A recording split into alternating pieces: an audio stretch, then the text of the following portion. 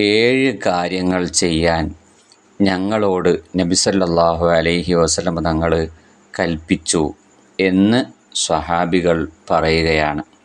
ഒന്നാമത്തേത് അമറന ബിത്തിബാഇൽ ജനായിസി, ജനാസയെ അനുഗമിക്കാൻ വേണ്ടി ഞങ്ങളോട് പറഞ്ഞു. അഥവാ വീട്ടിൽ നിന്ന് മയ്യത്ത് പള്ളിയിലേക്ക് കൊണ്ടുപോകും, പള്ളിയിൽ നിന്ന് ഖബർസ്ഥാനിലേക്ക് കൊണ്ടുപോകും.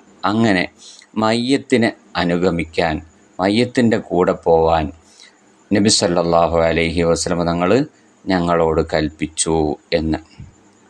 അപ്പോൾ മയ്യത്തിൻ്റെ കൂടെ പോയാൽ എന്താണ് ഗുണം?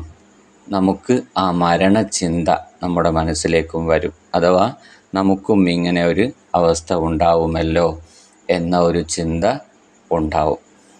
അപ്പോൾ അതുകൊണ്ട് തന്നെ നബി സല്ലല്ലാഹു അലൈഹി വസല്ലം തങ്ങൾ പറഞ്ഞു, നിങ്ങൾ മയ്യത്തിനെ അനുഗമിക്കണം എന്ന്.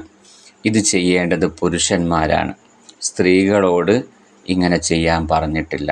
അപ്പോൾ അതുകൊണ്ട് പുരുഷന്മാരാണ് ഇത് ചെയ്യേണ്ടത്. ഇനി രണ്ടാമത്തെ കാര്യം എന്താണ് അവരോട് കൽപ്പിച്ചത്?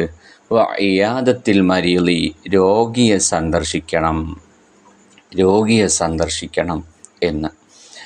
രോഗിയെ സന്ദർശിക്കുന്നതിലൂടെ നമ്മൾ അവിടെ ചെല്ലുന്നു, അവരോട് വിശേഷങ്ങൾ അന്വേഷിക്കുന്നു, അവർക്ക് അവരുടെ രോഗം മാറാൻ വേണ്ടി ദുആ ചെയ്യുന്നു. ഇതൊക്കെ ചെയ്യുന്നത് രോഗിക്ക് വലിയ ആശ്വാസമാണ്. മാത്രമല്ല നമുക്ക് രോഗിയെ സന്ദർശിച്ചാൽ വലിയ പ്രതിഫലമാണ് ലഭിക്കാൻ പോകുന്നത് എന്നുള്ളതാണ്. അപ്പോൾ രണ്ടാമതായിട്ട് വഇയാദത്തുൽ മരീദി, രോഗിയെ സന്ദർശിക്കാനാണ് സ്വഹാബികളോട് പറഞ്ഞത്. സ്വഹാബികളോട് പറഞ്ഞു എന്ന് പറഞ്ഞാൽ അത് നമുക്കും ബാധകമാണ്, നമ്മളും ചെയ്യേണ്ട കാര്യമാണ്. നമ്മളും ഈ കാര്യങ്ങളൊക്കെ ചെയ്യണം. വഇയാദത്തിൽ മരീദി, രോഗിയെ സന്ദർശിക്കുക എന്നുള്ളതാണ്. മൂന്നാമതായിട്ട് പറഞ്ഞു ഇജാബത്തിദ്ദായി, ക്ഷണം സ്വീകരിക്കാൻ. അഥവാ ഒരാൾ അദ്ദേഹത്തിൻ്റെ വീട്ടിലേക്ക് സൽക്കരിച്ചാൽ ചൊല്ലണം. അതിന് നബി സല്ലല്ലാഹു അലൈഹി വസല്ലം തങ്ങൾ സ്വഹാബികളോട് പറയാണ്. അങ്ങനെ ഒരാൾ ക്ഷണിച്ചാൽ ക്ഷണം സ്വീകരിക്കണം എന്നാണ് നബി സല്ലല്ലാഹു അലൈഹി വസല്ലം തങ്ങൾ സ്വഹാബികളോട് പഠിപ്പിച്ചു കൊടുക്കുന്നത്. അത് അവർക്ക് വലിയ സന്തോഷമാണല്ലോ, അങ്ങനെ ചെയ്യണം എന്ന്. ഇനി രോഗം അല്ലെങ്കിൽ മറ്റു വല്ല ബുദ്ധിമുട്ടുകളുമുണ്ടെങ്കിൽ അവരെ വിവരം അറിയിക്കണം. വരികയില്ല, എത്താൻ കഴിയില്ല എന്ന് അറിയിക്കണം. പിന്നെയോ നാലാമത്തേത് എന്താണ്? നസ്രിൽ മദ്ലൂമി, ആക്രമിക്കപ്പെട്ടവനെ സഹായിക്കണം. ആക്രമിക്കപ്പെട്ട ഒരാൾ, അയാളിങ്ങനെ കിടക്കുകയാണ് അല്ലെങ്കിൽ ബുദ്ധിമുട്ടായി നിൽക്കുകയാണ്, അവിടെ സഹായം ആവശ്യമുണ്ട്. അപ്പോൾ അങ്ങനെ കണ്ടാലും വേഗം ചെയ്യണം, ആക്രമിക്കപ്പെട്ട ആളെ വേഗം സഹായിക്കണം എന്ന് നബി സല്ലല്ലാഹു അലൈഹി വസല്ലം തങ്ങൾ പറയുകയാണ്. അഞ്ചാമത്തെ കാര്യം എന്താണ്? ഇബ്റാരിൽ ഖസമി, അഥവാ സത്യം ചെയ്തവനെ അത് നിറവേറ്റാൻ സഹായിക്കണം. സത്യം ചെയ്തു ഒരാൾ, ഇന്ന കാര്യം ഞാൻ വൈകുന്നേരം ആകുമ്പോഴേക്ക് ചെയ്യും എന്ന് സത്യം ചെയ്തു. അങ്ങനെ അദ്ദേഹത്തിന് വല്ല പ്രയാസവും പറ്റിയാൽ അദ്ദേഹത്തിന് സഹായിച്ചു കൊടുക്കണം. സത്യം ചെയ്ത ആ വിഷയം നിറവേറ്റാൻ വേണ്ടി നമ്മൾ എന്ത് ചെയ്യണം? സഹായിച്ചു കൊടുക്കണം എന്ന്. ഇനി ആറാമത്തത് എന്താണ്? റദ്ദിസ്സലാമി, സലാം മടക്കാനും ഞങ്ങളോട് കൽപ്പിച്ചു.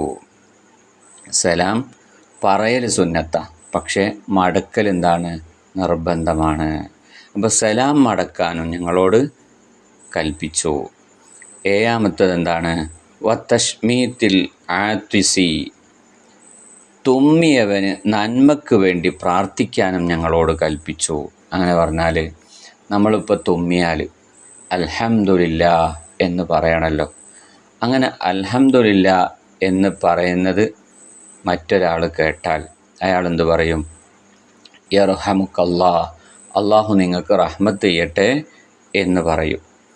അങ്ങനെ പറയണമെന്ന്. അതിനാണ് തശ്മീത്തിൽ ആത്വിസ് എന്ന് പറയുന്നത്. തുമ്മിയവൻ അൽഹംദുലില്ലാ പറഞ്ഞാൽ എന്ത് ചെയ്യണം? അവന് വേണ്ടി പ്രാർത്ഥിക്കണം. യർഹമുക്കല്ലാ എന്ന് പറയണം. അതിനും ഞങ്ങളോട് കൽപ്പിച്ചു എന്ന് സ്വഹാബികൾ പറയുകയാണ്. അപ്പോൾ ഈ കാര്യങ്ങളൊക്കെ നമ്മളും ചെയ്യേണ്ടതാണ്. അപ്പോൾ ഒരു സമൂഹത്തിൽ ജീവിക്കുന്ന നമ്മൾ ചെയ്യേണ്ട കാര്യങ്ങളാണ് ഈ കാര്യങ്ങൾ. സ്വഹാബികൾ മാത്രമല്ല ചെയ്യേണ്ടത്, ഇതിൽ നമ്മൾ ചെയ്യേണ്ട കാര്യങ്ങളുണ്ട്. മാത്രമല്ല ഈ കാര്യങ്ങളൊക്കെ ചെയ്താൽ വലിയ പ്രതിഫലമാണ് നമുക്ക് ലഭിക്കാൻ പോകുന്നത്. ഇൻഷാ അല്ലാഹ്. അല്ലാഹു സുബ്ഹാനഹു വ തആല ഇങ്ങനെയുള്ള കാര്യങ്ങളൊക്കെ ചെയ്യാൻ അല്ലാഹു നമുക്ക് തൗഫീഖ് നൽകുമാറാവട്ടെ.